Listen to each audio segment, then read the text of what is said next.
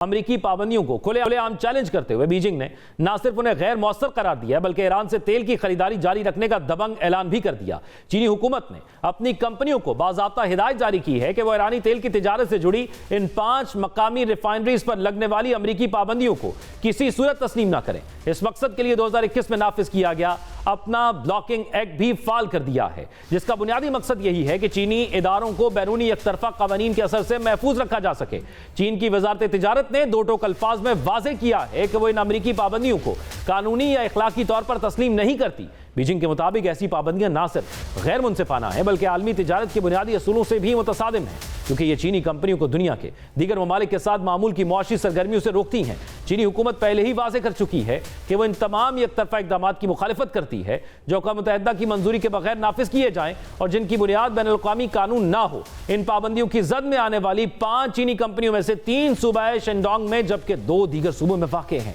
24 April کو جب امریکی محکمہ خزانہ نے ان پابندیوں کا اعلان کیا تو ہینگلی ریفائنری کو ایران کے اہم ترین خریداروں میں سے ایک قرار دے کر الزام عائد کیا گیا کہ یہ کمپنی ایرانی خام تیل کی خریداری کے ذریعے وہاں کی فوج کے لیے کروڑوں ڈالر کی آمدنی کا باعث بن رہی ہے۔ حقیقت یہ ہے کہ چین ایران کے تیل کا سب سے بڑا خریدار ہے۔ اعداد و شمار کے مطابق 2025 میں ایران کی برآمد کردہ تیل کا 80% سے زیادہ حصہ چین نے خریدا، جو اس معاشی تعلق کی گہرائی کو واضح کرتا ہے۔ اس نئے تنازع نے اس وقت سر اٹھایا جب امریکی صدر جلد چین کا دورہ کرنے والے ہیں۔ ماہرین کے مطابق امریکی پابندیوں کا ایک مقصد ایران پر دباؤ بڑھانا ہے تو دوسرا بڑا ہدف چین کی توانائی سپلائی چین کو متاثر کرنا ہے تاکہ عالمی منڈی میں اس کے اثر کو محدود کیا جا سکے۔ تیسرا ہدف امریکہ صرف ایران یا چین کو نہیں روک رہا بلکہ وہ پوری دنیا کی تیل اور توانائی کے کنٹرول لائن پر اپنے ہاتھ میں ہی یہ رکھنا چاہتا ہے۔ یہ سارا منظرنامہ صرف پابندیوں، تجارت یا 2 ملکوں کے اختلاف کا نہیں بلکہ اس کے پیچھے طاقت، اثر و رسوخ اور مستقبل کی کنٹرول لائن چھپی ہوئی ہے۔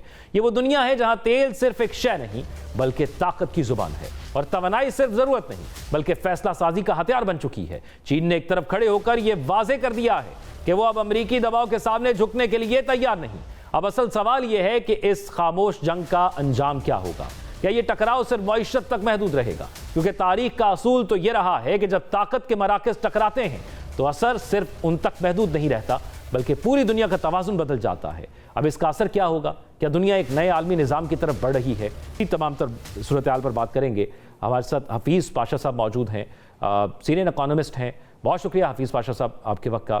حفیظ پاشا صاحب، اب اس ساری صورتحال کے اندر جو چائنا کا یہ بیان ہے کہ وہ امریکن پابندیوں کو نہیں مانتا، اور پھر ایک ٹیرف وار بھی ہم نے دیکھی تھی جس میں ہمیں یہ سامنے نظر آیا واضح طور پر کہ جو امریکہ چاہتا تھا وہ اس کو حاصل نہیں ہوا۔ آپ کو کیا لگتا ہے کہ چائنا اس سچویشن تک اب پہنچ چکا ہے اور پھر اس کا اثر کیا ہوگا؟ کیا دیگر ممالک بھی اس کو ایک ایگزامپل کے طور پر استعمال کر سکتے ہیں کہ اگر چائنا انکار کرتا ہے تو باقی بھی اس پابندیوں کے انکاری ہو سکتے ہیں؟ بات دراصل یہ ہے کہ چائنا ماشاءاللہ آپ نے دیکھا کہ ایک ابھرتے ہوئے سپر پاور بن چکا ہے، اور آج کی دنیا میں چائنا کا جو رول ہے وہ بہت مستحکم ہو چکا ہے اور بہت پازیٹیو، اور ماشاءاللہ پاکستان کے لیے بھی سی پیک وغیرہ نے بہت ہمارا ساتھ دیا ہے۔ تو چائنا نے سوچا کہ ایران سے جو تعلقات ہیں وہ نارمل ہونے چاہیے، ان کا کوئی مسئلہ نہیں تھا آپس میں، اس لیے China has continued to import oil from Iran. لیکن حفیظ پاشا صاحب، اس کا اثر کہاں تک ہوگا؟ کیونکہ دنیا میں مالیاتی نظام کے حوالے سے جو سسٹم کام کرتا ہے وہ سوئفٹ ہے، لیکن جو چائنا کا سسٹم ہے سپس، کیا آپ کو لگتا ہے کہ دنیا ایک ایسی تبدیلی کی طرف جا رہی ہے جس کے اندر سوئچ ہو سکتا ہے تمام چیزیں اس مالیاتی نظام کو بھی بیچ میں اگر ایڈ کیا جائے تو؟ جی بالکل بالکل، مختلف آپ کو نظر آئیں گے سسٹمز وغیرہ، اس لیے کہ دنیا کمپلیکس ہو گئی ہے، پروگریس ہوا ہے، ٹیکنالوجی میں اضافہ ہوا ہے، اب تو آرٹیفیشل انٹیلیجنس بھی آ گیا ہے وغیرہ وغیرہ، تو اس لیے چیزیں کافی حد تک اور تیزی سے بدل، اور یہ جو اکنامک ایک وار بھی ہم نے دیکھی اور اس کے بعد اب یہ چائنا کا وزٹ ہے، اس سے پہلے امریکہ کا یہ پابندیاں لگانا اور چائنا کا اس کو قبول نہ کرنا اس وزٹ پر کس حد تک اثر انداز ہو سکتا ہے؟ بالکل جی، یہ بہت امپورٹنٹ وزٹ ہے، اس کا ایران میں بھی ایک سیٹلمنٹ کے لیے کوشش کی جائے گی، اس لیے کہ چائنا کا ایران میں کافی مستحکم رول ہے اور رشیا کا بھی ہے. اس لیے اب ایک طرح سے ہم نہیں چاہتے، دنیا نہیں چاہتی کہ ایک ورلڈ وار سچویشن خدا نخواستہ پیدا ہو جائے.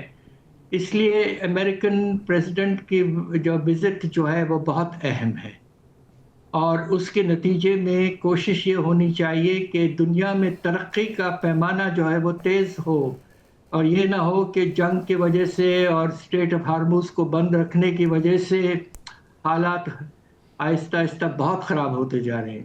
تو اس لیے یہ وزٹ بہت اہم ہے. دنیا کے دو اب بڑے پاورز جو ہیں امریکہ اور چائنا میں آپس میں مل کر انہیں ساری دنیا کے بارے میں سوچنا.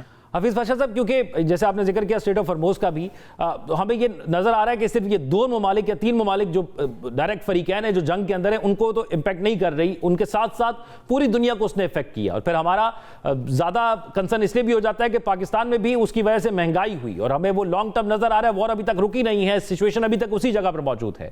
تو یہ جو وار کا افیکٹ ہے، اس کا امپیکٹ آپ کو لگتا ہے کہ کب تک رہے گا، اور مزید کیا کچھ اس کا امپیکٹ ہو سکتا ہے اکنامک سطح پر؟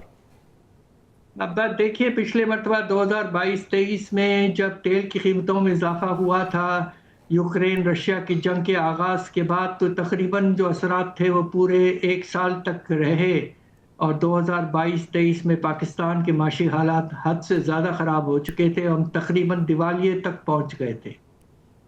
اس مرتبہ اب آپ دیکھیے کہ پہلے 2 مہینے میں بھی اثرات شروع ہو گئے ہیں.